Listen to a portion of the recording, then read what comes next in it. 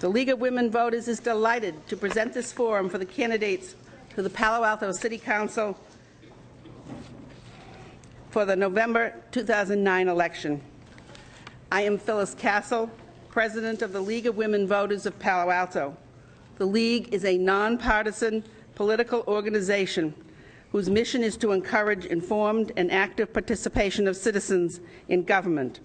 The League does not support or endorse any candidates or parties, although it does work to influence public policy through education and advocacy. League membership is open to all, both men and women. Membership forms are on the back table along with other voter education materials. This forum is funded by the League of Women Voters Education Fund through contributions from members and community donors. It is devoted entirely to our voter service activity. We greatly appreciate the participation of our co-sponsors: Avenida Senior Center, Green Meadow Community Association, the Mid-Peninsula Community Media Center, PAGE, Palo Altans for Effective Government, the Palo Alto branch of the AAUW, Palo Alto Chamber of Commerce, Palo Alto Online, the Palo Alto Weekly, the Unitarian Universalist Church of Palo Alto Action Council, and the Palo Alto Council of PTAs. And at this point, I'd like to make an announcement for the PTA. They have I think they have flyers on the back table. For the town hall, live and online, everything you wanted to know and now can ask school board members Barb Mitchell and Dana Tom on Monday, October 26, 7 to 8:30 p.m. at the PAUSD Boardroom, 25 Churchill Ave in Palo Alto. Join us as moderator PTA Council President Terry Godfrey asks school board members Barb Mitchell and Dana Tom audience questions about education matters that matter before the election day. Can't leave home? Watch it live or over the internet. Only 2 people applied for 2 slots at the school board. So there is no election. Those people were just appointed. So instead of that, the PTA is offering an opportunity to ask those candidates who would have been running the questions that need to be asked. This forum is being filmed by the Media Center and will be aired on our cable public access channels. Watch for the schedule. Live streaming will be on communitymediacenter.net. For more information on the elections, we recommend that you visit smartvoter.org or the Palo Alto League website, lwvpaloalto.org. Please pick up Smart Voter bookmarks or the Voter's Guide, which some of you already have, and the materials on the back table. And please stay after the forum and talk with the candidates personally. Thank you. I'd like to now introduce Irene Sampson, who will be the moderator for this evening. Actually, it's still afternoon, but thank you, Phyllis. This forum provides an opportunity to hear from the 14 candidates who are running for Palo Alto City Council. 5 of the 9 council seats are up for election this year, and the candidates are, and I will introduce them as they are seated up here, Dan Dykewell, Victor Frost, Chris Gaither, Timothy Gray, John Hackman, Karen Holman, Larry Klein, Leon Leong, Corey Levins, Gail Price, Nancy Shepard, Brian Steen, and Mark Weiss. The 14th candidate, Greg Scharf, cannot be here, but we do have a statement from him which will be read by Phyllis after the rest of you have had your 2-minute opening statements. Before we begin, I would like to briefly go over the format of our session. We are scheduled to be finished by approximately 3:30, and to keep us on track, we have a timekeeper, Pat Saffer, who's sitting down here. She will signal you with a yellow card for 30 seconds left and a red stop sign when your time is up. The candidates have all received our ground rules, and there are also ground rules for the audience. For the audience, we ask that the questions to the candidates must be written on cards provided by the League at this forum.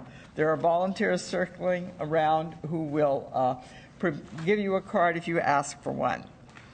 You may indicate on the card if a question is directed to a specific candidate, but you will find later that all will have a chance to answer.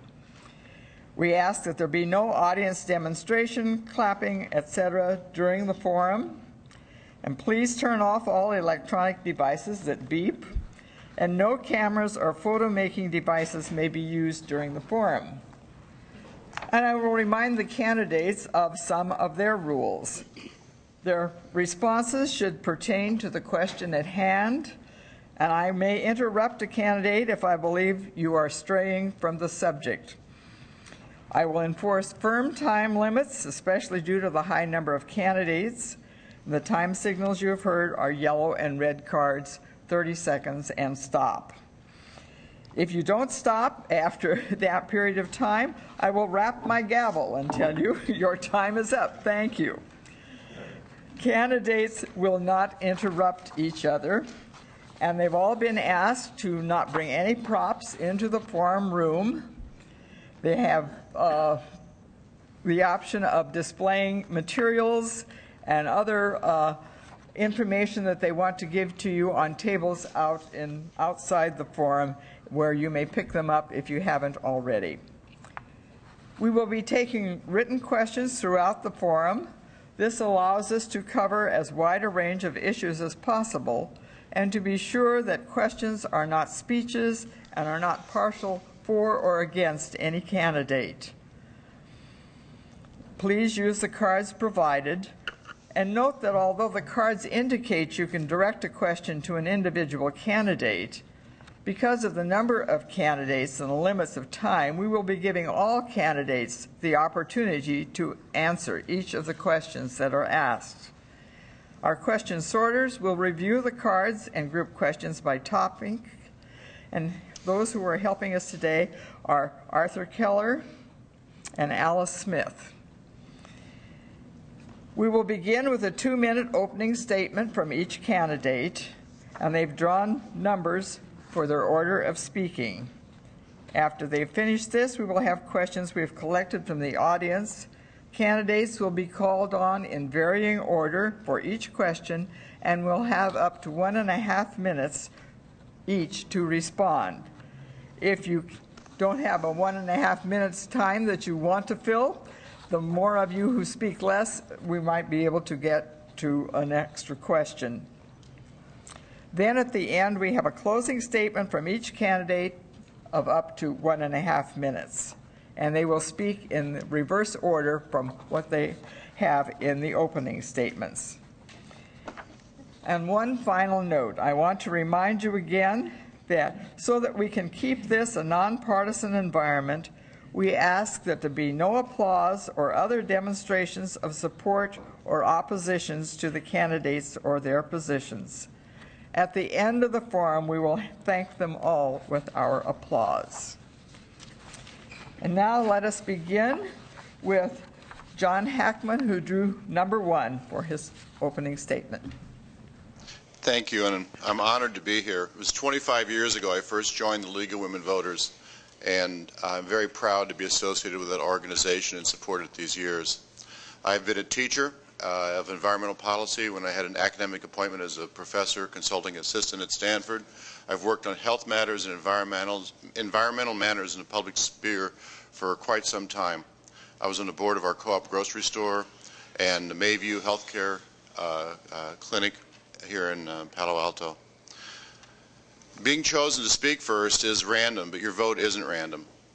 I hope that you do choose to vote to control spending in this election. This is the issue that caused me to run when a call went out for more experienced candidates with a broad background. I spoke to 3 former council members and mayors who encouraged me to run. I've decided to not take any endorsements in light of the union negotiation from any organization. I think our spending in our city has been very useful for a long time, but now the credit card bills are coming due, and you folks should not have to pay these large, excessively large pension and future pension benefits out of your taxes and pensions. And it's not fair to leave this debt to our children. I think our obligation is to try to have all our bills paid at the end of the year. All wages are paid at the end of the year. All our benefits should be paid at the end of the year for every dollar we're going to owe for pension or for medical costs. It'll take 10 years or so to achieve this. I believe our council can achieve it, and I hope you stand behind the council to achieve spending that the city can live with for a long time. Thank you. Victor Frost is number 2. Thank you. Campaign interference. The Federal Campaign Act was passed by the U.S. Congress because of the violence against candidates running for office and abuse of campaign funds. It is a federal offense to interfere with the candidate's campaign, his property, or life. The news headline in yesterday's Post, Victor Frost is off the hook. Well, leave Victor Frost alone and stop stalking me. Let us candidates campaign in peace. This means the Palo Alto Police and the Santa Clara County DA. Thank you. Next, we hear from Mark Weiss. Good afternoon. Thank you all for coming out here today on such a beautiful day, and hopefully we'll be done here in time that if you want to watch the Stanford game, you'll see some of that. Or there's also a wonderful concert at Stanford, Uri Kane doing something based on Othello with a guest vocalist and a great clarinetist. My name is Mark Weiss, and I've been known to be running on an arts platform. I definitely feel that the arts are a fundamental trace element of a democracy, and they're related to issues of freedom of speech and freedom of assembly. And I've worked the last 15 years when I moved back to Palo Alto producing concerts, mostly at Cubberley Community Center. A lot of them were benefits for social action groups and environmental groups, and I also represent musicians and composers as their manager.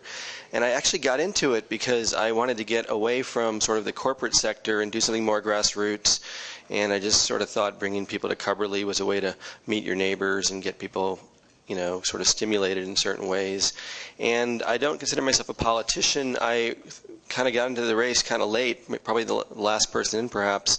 I just started in August. In fact, I was responding to a article by Council Member Sid Espinoza, and I'm really honored to be sitting. I think he usually sits here on Monday nights, and he said that some of us, people should think about running for office as a form of civic engagement. And I also want to commend all of you here. This is a form of civic engagement to be here working with us. And I want to thank the fellow candidates. I've learned a lot from the candidates over this period.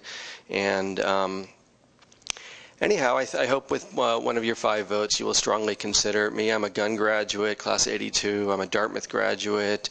I've been in this community for 35 years, which I believe, although I'm the youngest person on this panel today, I'm, I guess, the second or third longest in tenure in the community. So think of me, Mark Weiss. Timothy Gray. My name is Tim Gray, and I'm grateful to the League of Women Voters for the chance to talk with you today. I'm here to champion spending less so we have a more balanced tomorrow.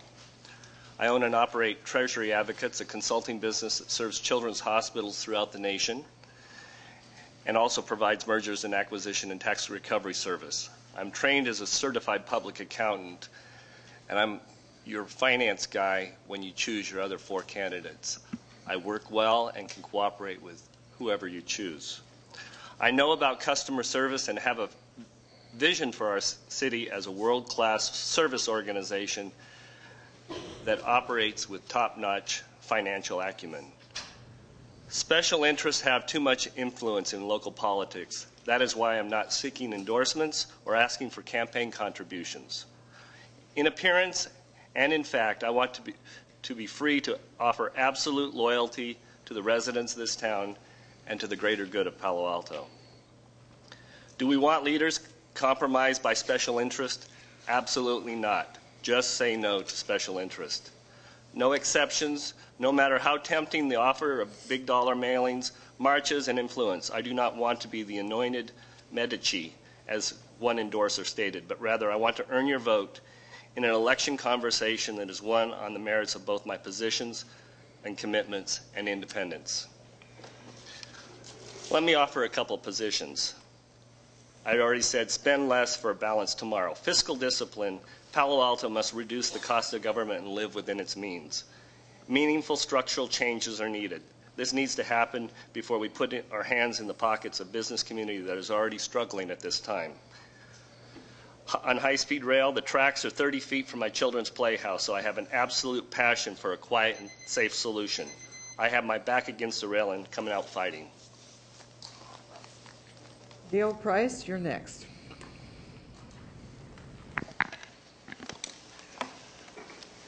Good afternoon. My name is Gail Price. I'm running for City Council.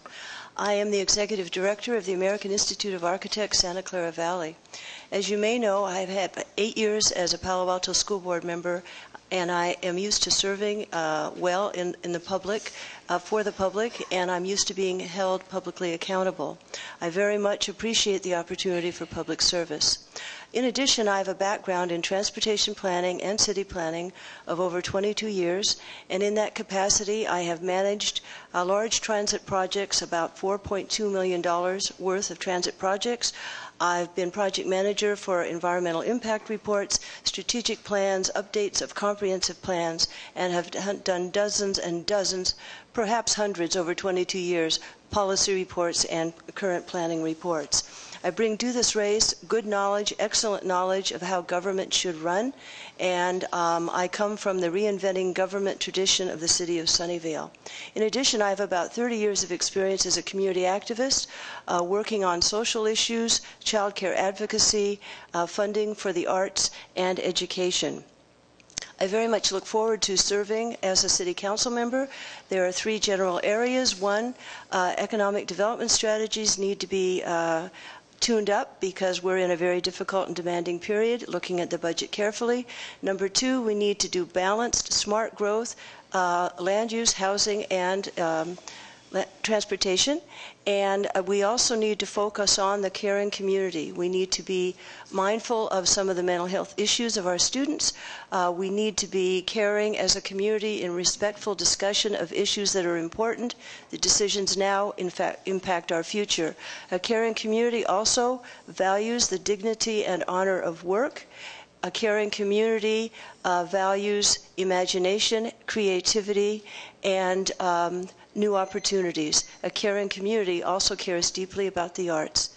Vote for Gail Price. Thank you. Corey Levins.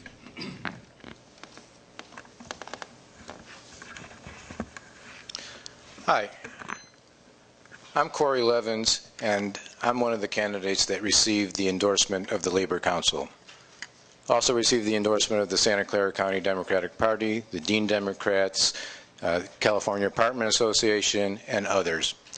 I received that endorsement because these groups and I share the same values of community, diversity, civil liberties that make Palo Alto such a great place to live.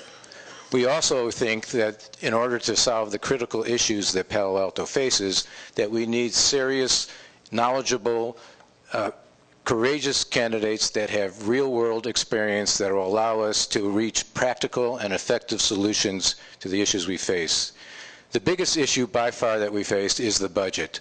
If we don't get our budget, our finances on a stable footing, all of the values and the services that we value and that make Palo Alto what it is are in danger, whether it's environmental programs you love, whether it's arts programs that you love, whatever.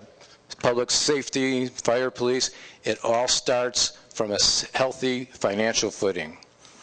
I was at a recent gathering of neighborhood community this week, and one of the residents said that for the last 35, 40 years, he's pretty much enjoyed and been happy with the services he's had.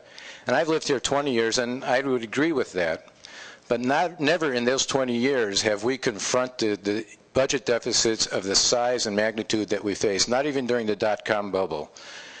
If we're going to have the Palo Alto that we love, we need to have a stable financial footing, or the Palo Alto of the last 20 years will be very different from the Palo Alto of the next 20 years. If we're going to resolve these issues, I believe we need new voices with new perspectives on the City Council.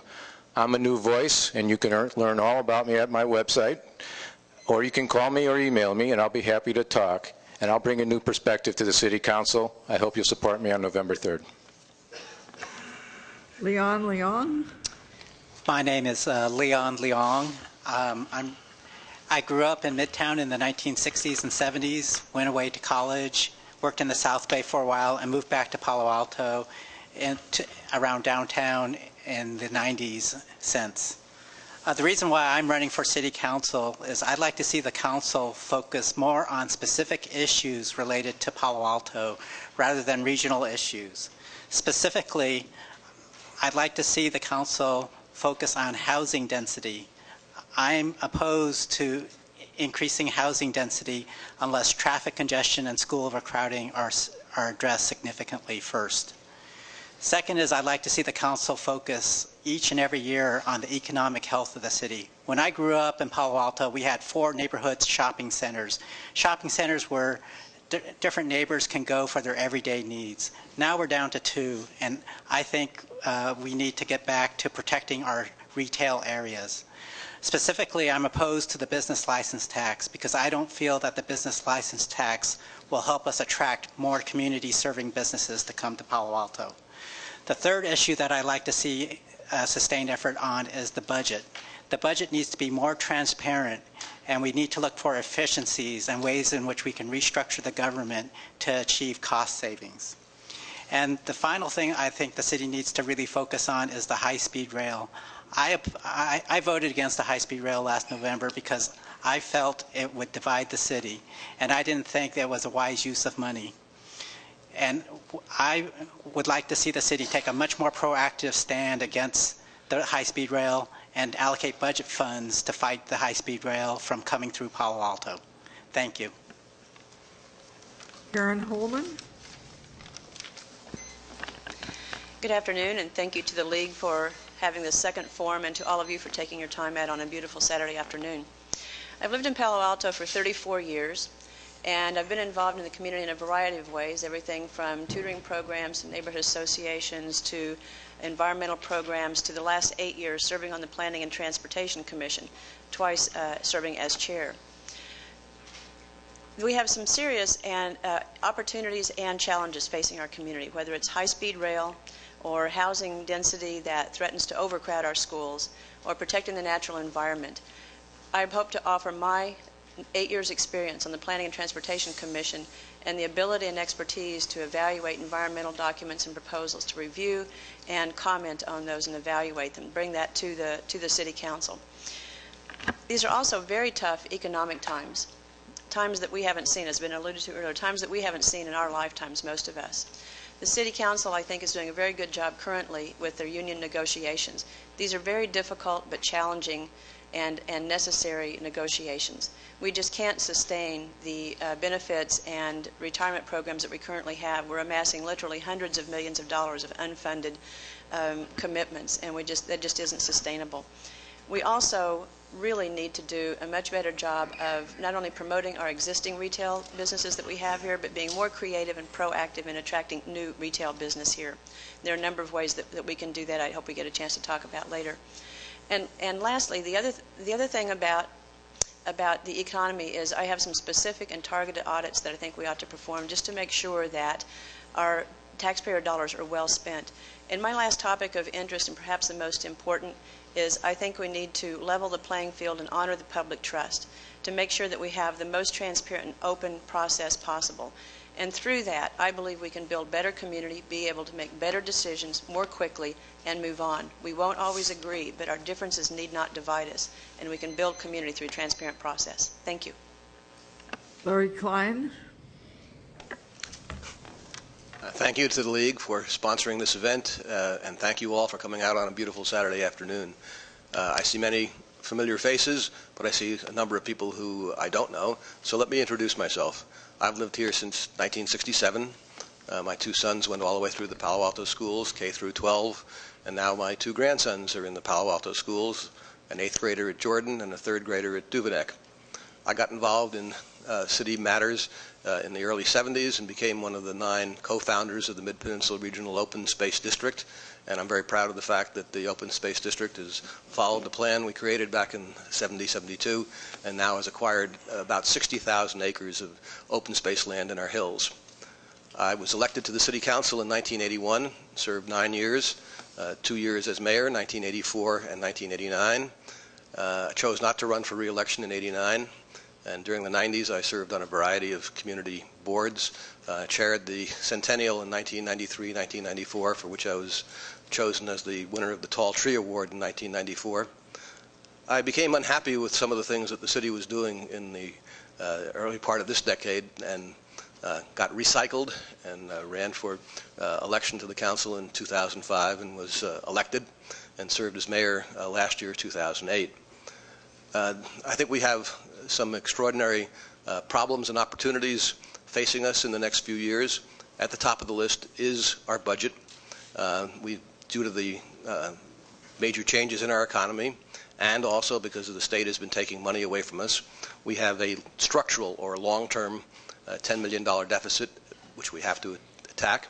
And our union negotiations are at the core of that. I favor the union's employees picking up a greater share of their pension and starting to pay a share of our medical insurance. Other issues are quality of life. High-speed rail on an elevated basis is absolutely unacceptable. And we also must continue to do things with regard to our share of combating climate change. Palo Alto has been a leader in the country, but there's a lot more than we can do. And I hope that our questions will get us to discuss each of those issues in more depth. Thank you. Next, we will hear from Chris Gaither. Hello. I'm Chris Gaither, and thank you very much for coming here today and spending your Saturday afternoon with us. I'd like to first of all say that I'm quite honored and humbled by this experience. I've had an opportunity to meet 13 other great people who would like to do this job, and most people would say, why would you want to do it? I believe as a resident it is the role of all of us who live in a city to serve the city and help to guide the city. Basically, what we have before us are crises issues and we have long-term planning issues. The crises issues we have before us is what happens if the business license tax doesn't pass?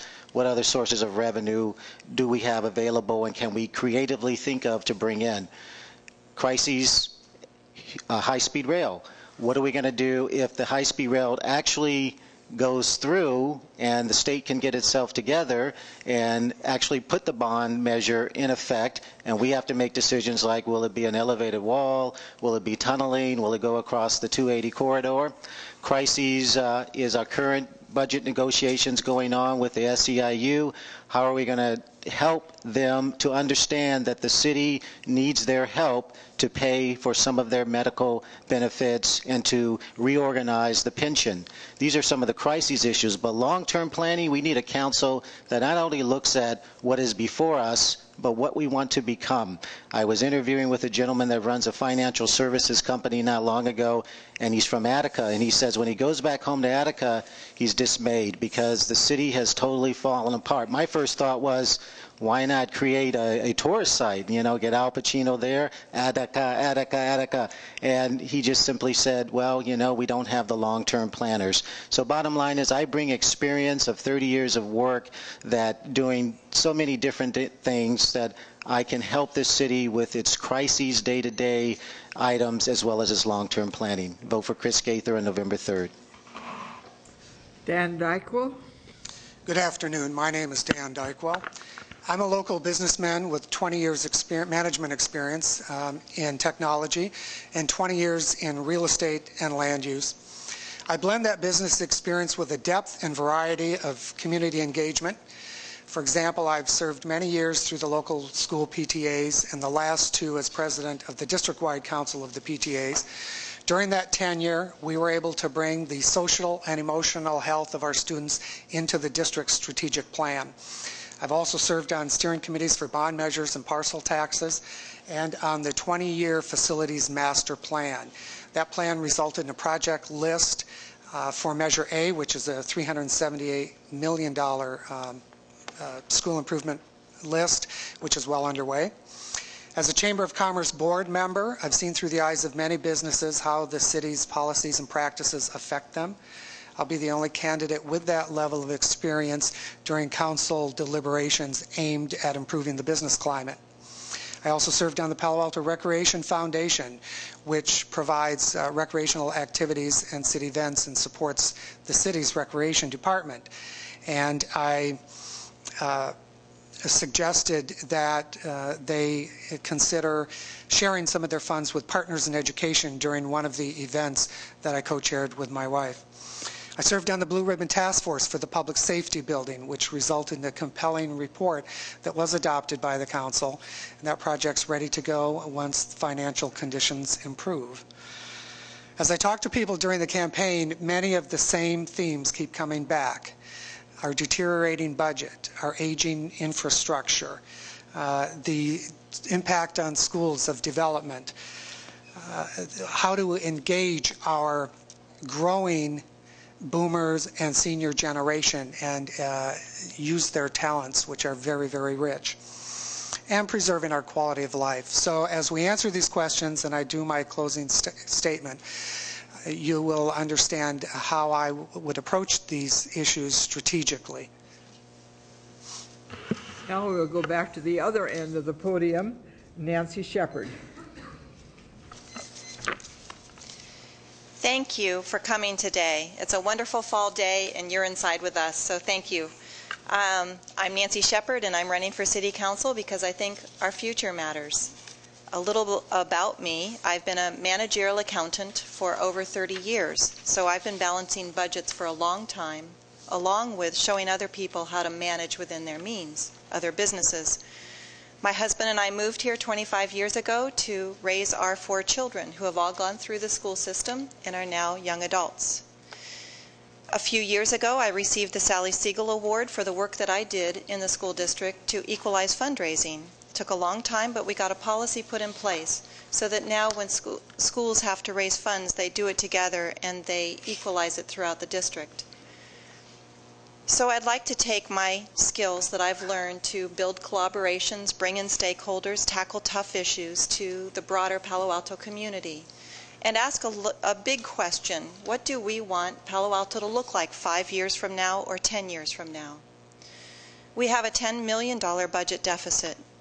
We need to stretch our tax dollars so that we can keep our valued city services and yet look at structural changes to how we spend money so that we can continue to live the type of quality that we like. I'm also asking that we have timely, complete information given not just to City Council but to the community members so that we know how to work as a community with some of the large issues that we want to have in our lives, like Stanford Hospital. If it's not seismically upgraded by 2013, the state will shut it down. We need to get that on track. We need to figure out how we get to advocate for or against high-speed rail and housing densification, and yet at the same time defend Palo Alto's character, its open spaces, parks, fields, community centers, and libraries, because the decisions we make today will determine the quality of our future. Thank you. Brian Steen. Good afternoon. My name is Brian Steen. I'm very pleased to be here and to be sitting in this particular spot. I hope that I can return here after November 3rd with your support. Running for the Palo Alto Council is something I take very seriously. It's a serious job that confers serious responsibility. And I'd like to tell you just a little bit about my career of public service and some of the responsibilities that I have had in the past that I've succeeded in carrying out the public trust. I was a school board member with the Pacific Grove United School District. Both of my sons went through that school district while I was on the board. I'm currently a board member of the Palo Alto Rotary here in Palo Alto.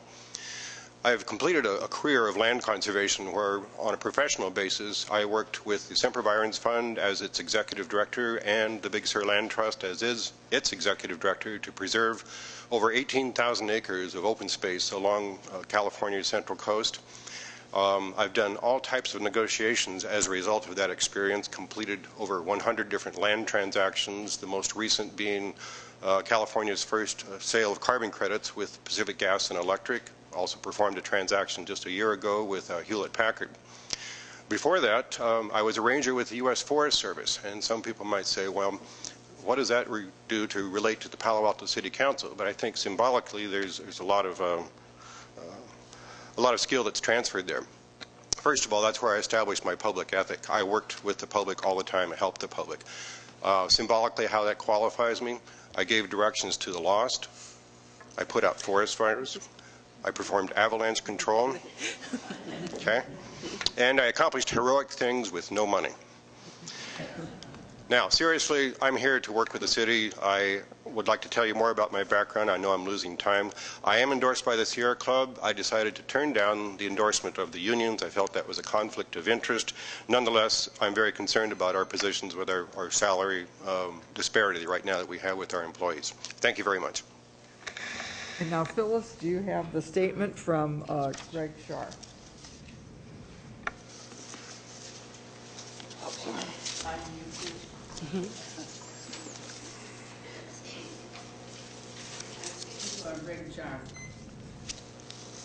First, I want to thank the League of Women Voters for hosting this event and apologize for not being able to attend tonight's forum, this afternoon's forum. My daughter is a freshman this year at Carnegie Mellon University in Pittsburgh and asked that I come for Parents' Weekend. Palo Alto is a critical junction. It's at a critical junction in its future. I want to make sure that Palo Alto makes the right choices to keep the quality of life that we all cherish. That is why I'm running for City Council and ask for your support. I graduated from Bowdoin College with a BA in Economics and a JD from Columbia Law School. I've been a Palo Alto resident for over 20 years and have had my law practice just off California Avenue for almost 10 years. As the father of 3 children, I understand that we need to strongly support our schools.